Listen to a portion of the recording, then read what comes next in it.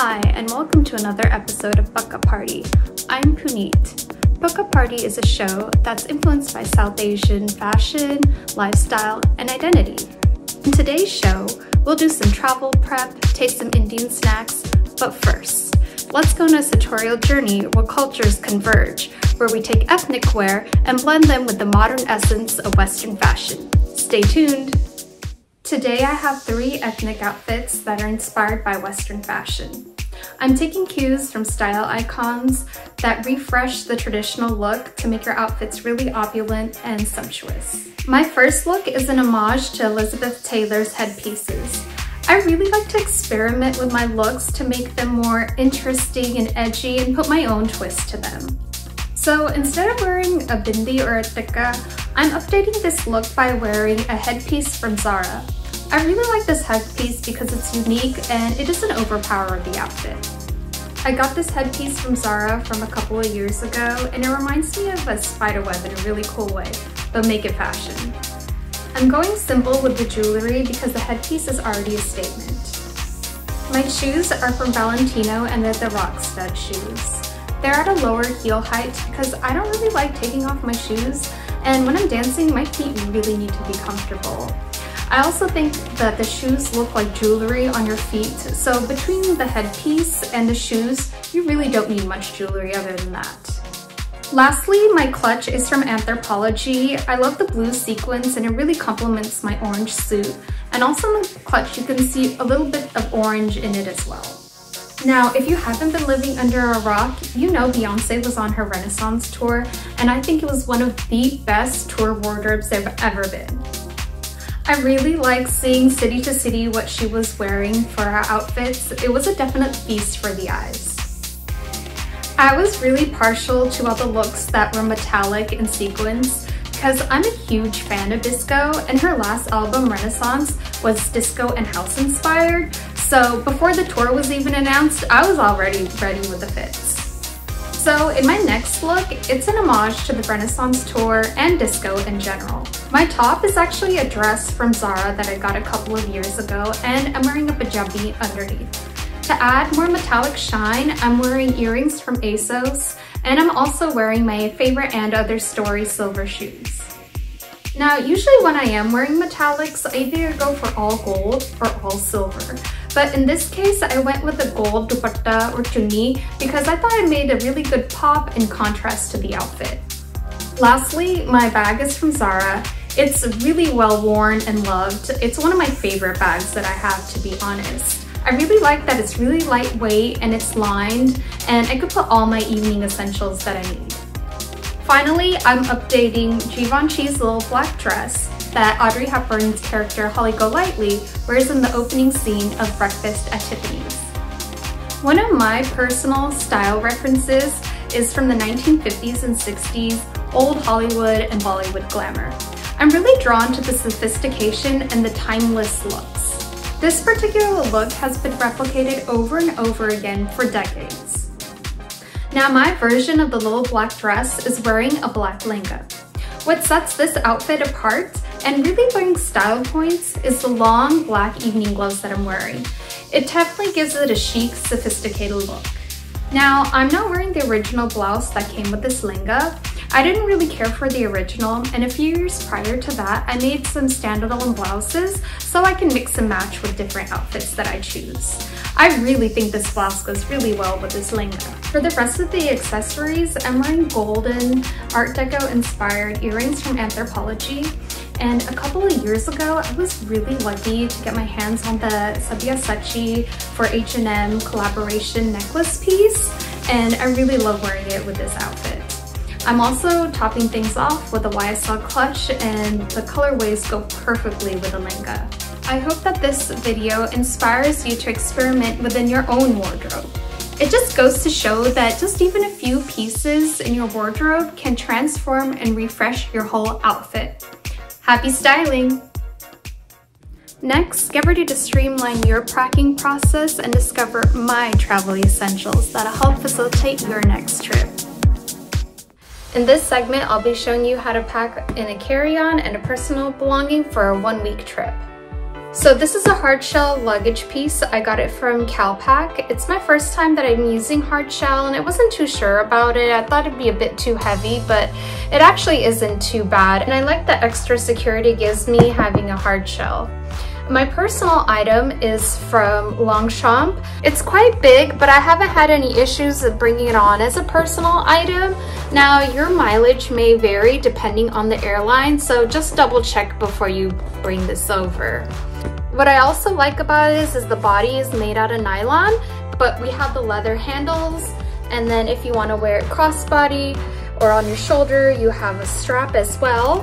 And what's really important are these corners as well. They're reinforced with leather, so they're much less likely to rip and tear.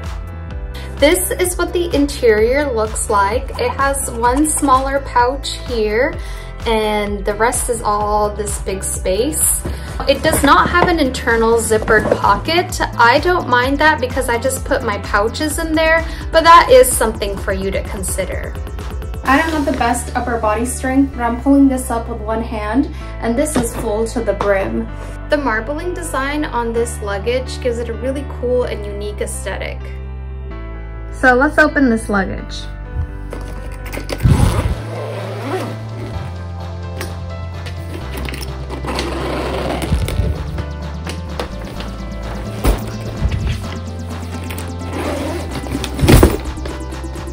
So in this section underneath the zippered pouch, I have my clothes, and over here I have a couple of belts. I do have the option to put shoes in here, but for this trip I'm gonna leave it empty. In here I have actually my chunkier shoes, my toiletry bag, which I'll open and show you, and my undergarments, another smaller toiletry bag, a hair straightener, and some accessories. So let me show you how I packed my clothes. So they're in two packing cubes. Here are the bottoms and dresses, and here are the tops and my sweaters and my pajamas. In the packing cubes, I rolled up my clothes so they'll be more efficient as far as space is concerned. So this is a bigger makeup bag, and it's also from Longchamp, and this little toiletry bag as well. I really like having a makeup bag and a toiletry bag also in nylon, because I find that cotton can cause a lot of staining on your bags even if you wash it in the washing machine. And with nylon, especially in a darker color, if there's a stain, I could just wipe away and it'll either disappear or you just can't see any residual marks on it. So here's a closer look on my Longchamp bag that I use for makeup. What I like about this bag is it has a handle here, and it also has a D-ring attachment, so if you want to attach it to something, you can. And here on the inside, I have my makeup brushes, and you can see all my makeup in here. Definitely enough for a week's worth of trip. I leave this in the bathroom, and it has all my toiletries that I need. I really recommend these, and I've been more than happy with my purchase. Now, my very important must-have essentials are pretty much in this bag. Number one are actually scissors. I almost always use scissors, whether I buy something and I need to remove the tags or I need to cut something up. It's always a good idea to have a handy pair of scissors with you. Also, I have is this Bounce wrinkle-free release bottle. Sometimes when I go to hotels, they might not have an iron, or if they do, it's not in every room and I don't want to wait. And I just take a little of this and spritz it on my clothes and stretch them out, and you'll be surprised how good it is removing your wrinkles out of your clothes. Next up is needle and thread. There's been a couple of instances where the seams out of my clothes have come off, or friends, and this is really handy to sew things up really quickly and be on your way. This is my foot repair kit. I know you may think you have the most comfortable shoes, but after a while, and especially if you're wearing them day in and day out, they can really rub your feet and just not be comfortable for you. It's been a lifesaver for me just to pop these in my purse, and if anything happens, my feet start rubbing against my shoe, I can pop on the blister pack or the moleskin and be on my way. So the moleskin looks like this, and I just cut using my scissors the shape I want, peel it back and put it on my toe, and it's good to go. This little guy is also for your foot. It's a foot glide and it helps prevent blisters before they happen. And then lastly are some medications and ointments depending on what your needs are. For me, it's pretty common, especially in a new country, when I'm trying out food, I might get an upset stomach. So these are vital and you never know when it's gonna happen, right? So I pop these in my purse and it's just kind of insurance for my stomach. Also, I have eczema, and depending on the temperature and the weather, it can really act up. So it's good for me to have this hydrocortisone cream as well. Also, you're on vacation and you don't want to spend your precious time having to pick up little knickknacks when you can have them with you. So let me show you what I'm going to put in my personal bag. It's going to be things that I want right by my fingertips, so I don't have to get out of my seat, open up the overhead compartment, and have to go through my luggage. This is already in the bag. It has all my electronics in there. I have a portable charger and all the wires. I also bring a Bluetooth speaker with me too, because I like listening to music in the hotel. I also like having this bag with me handy because it has all the medications I need, and if I have any issues with my foot, I can treat it right then and there. I like to pack a scarf with me because you never know how cold it gets in the airplane. And here I have sunglasses and an eye mask and earplugs. Now you never know how loud it might get on a plane, especially if there's a baby, and I like having light out of my eyes when I go to sleep. And then I also like putting my purses in here too, because I don't like that I'm getting smushed in my luggage, especially the nicer ones that are more intricate. So I have a mini backpack I like to travel with. And then I have another black evening bag as well. And then lastly, another evening clutch. All right, let's zip it all up. And there you go, there's your personal bag. I hope these pointers and tips help you with your organization and packing for your next trip. And if you're curious to see what exactly I packed as far as clothes and accessories, we'll take a look in the next episode, and I'll also show you where I went. Happy travels!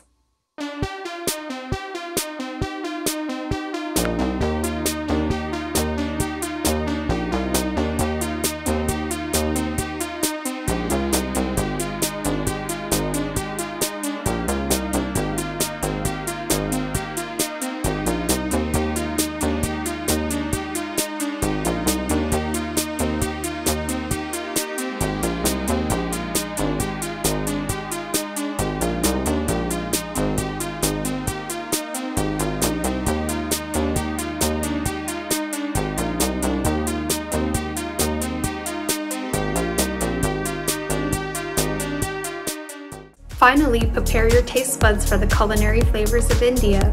Let's dive into the distinct and rich snacks that we'll be tasting and reviewing. Today we're going to be trying out some Indian snacks. First up, I have this, which is Kolkata Jal Chanachur. I've had khatta mittha before, which is kind of savory and sweet in one package. But I wasn't sure what Kolkata maybe different flavor profile is, and I haven't tried food from that region, so I was intrigued, and so this is why I got it. So let's try it. But first, can't eat without my bib. And I also have an imaginary bib on. All right, let's start. Here you go.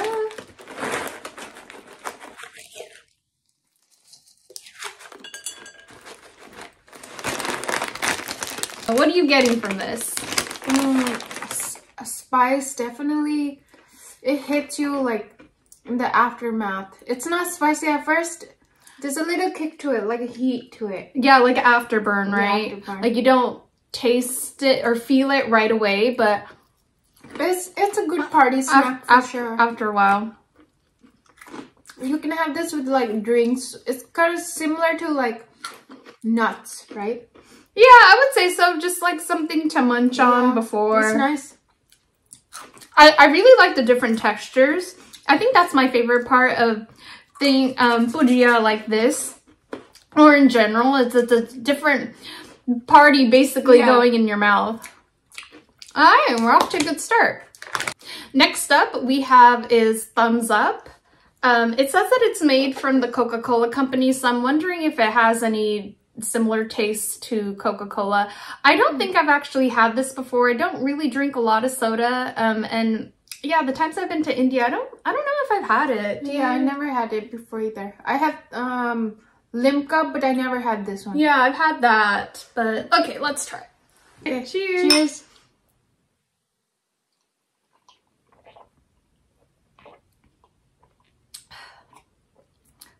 I like it. It's nice, but to me, it tastes really similar to Coke. I don't know if I could even tell the difference. There is like an aftertaste. You can tell it's kind of sweeter, on the sweeter side.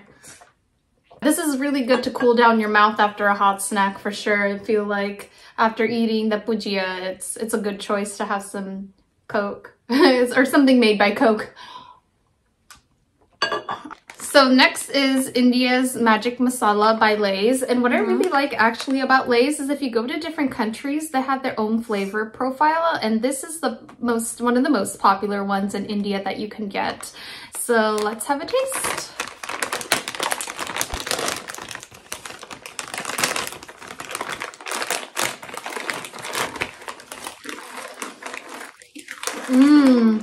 Yeah, I really like it. Yeah. It's really good.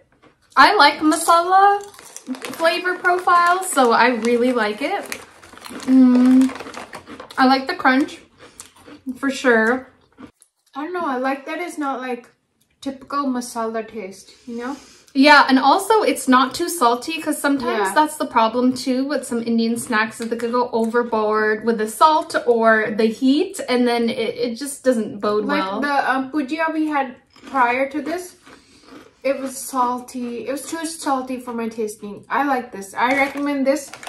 Anyone who wants a masala fix, but not like, they're not into salt or anything. India Magic Masala. Yeah, I think a lot of local Indian grocers now have this, because this is one of the most popular brands, so it shouldn't be too hard to get this.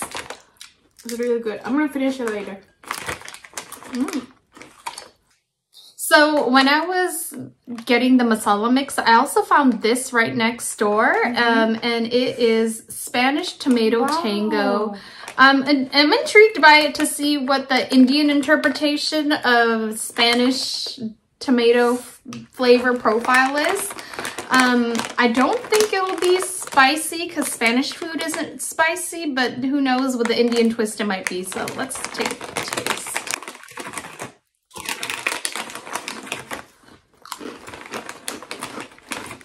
Oh, very tomatoey. A sweetness too to it. It kind of feels like I'm eating a tomato. In a good way though. Yeah, in a good way, without the mess. Like a little bit ketchupy, but not quite, because I've had ketchup chips which are popular in Canada, but this is, yeah, even different from that too. No, not too tart. It's definitely sweet, like sweet this tomato. Is more ketchupy than the ones we got in Canada. Yeah, I prefer the masala mix for sure. This is a little bit too sweet for chips, but if you want to try something novel and new and different, then I would say try it. Next we have is Jeera drink. Cool. I didn't know that this gets made into a drink, and so when I was walking out of the grocers, they were giving these for free by the cartful. So that might say something about the taste that they're just giving away, but I'll keep an open mind of it. What's the expiration date? Oh yeah, huh? Maybe that's why. I hope not. I don't think so. Best Buy. That's okay. We'll see it. It's hard to say. I mean, it should be fine. It's carbonated. I'm not worried about it. Oh, it smells like Jeera for sure. Not. Okay, cheers. Yeah, it's a Jeera drink.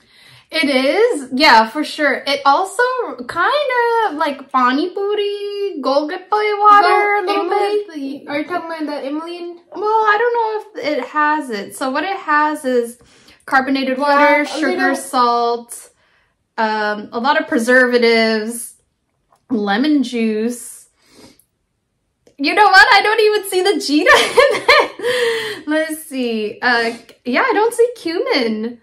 It's just flavoring. It's not even real cumin. Wow, the more you love. Oh, and then the Best By date, it's not expired. It is August 2024. Yeah, not my favorite. No. I mean, if you really like Jita and you ran out of Pani Booty water, but it's carbonated, so I don't know. You would think something that tastes like this would be healthy for you, you know? Like, if you had an upset stomach, yeah, then drink this, but it's so processed. Yeah. I would not. No wonder they were giving this out for free. Okay, I'm glad I tried it. One and done. Yeah, it's a one and done. I'm glad I tried it. I could cross that off my list that was never on it. But yeah, at least I could say I tried Jita water. Next, we have a perennial favorite, Parley G. I didn't grow up eating Parley G. Maybe I've had it once or twice. I have a remote history, but I would say this is kind of like my first time consciously eating it. How about you? Do you remember eating? I mean, not in childhood, but I did used to have it in like high school a lot. People would bring it in. Okay, thank you.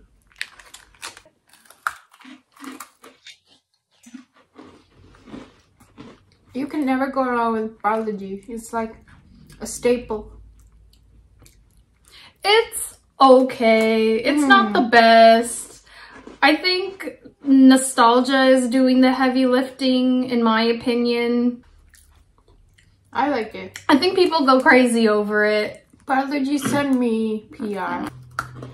Good enough. It's okay. Like, if you want something with tea to dip it in, it's solid, but I have other go-tos is what I'm saying.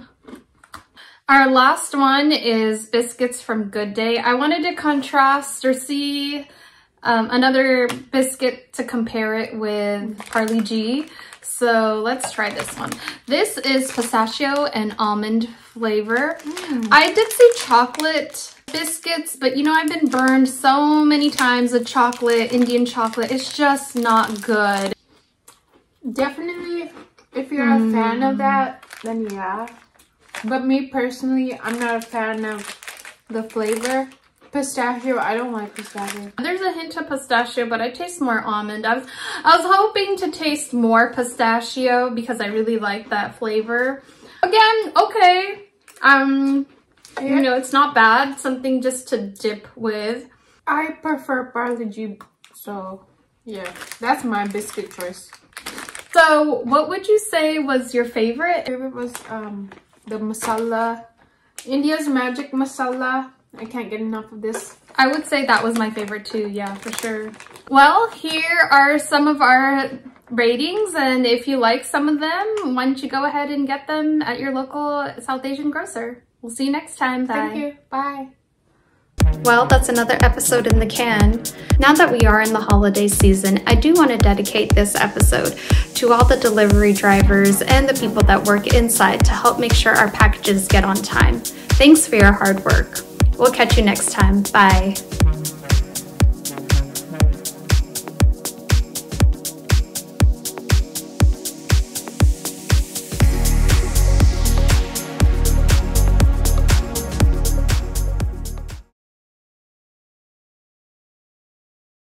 If anyone has any issues, I'll see you in the comment section, which is my personal mosh pit, and I'm not afraid to verbally elbow anyone.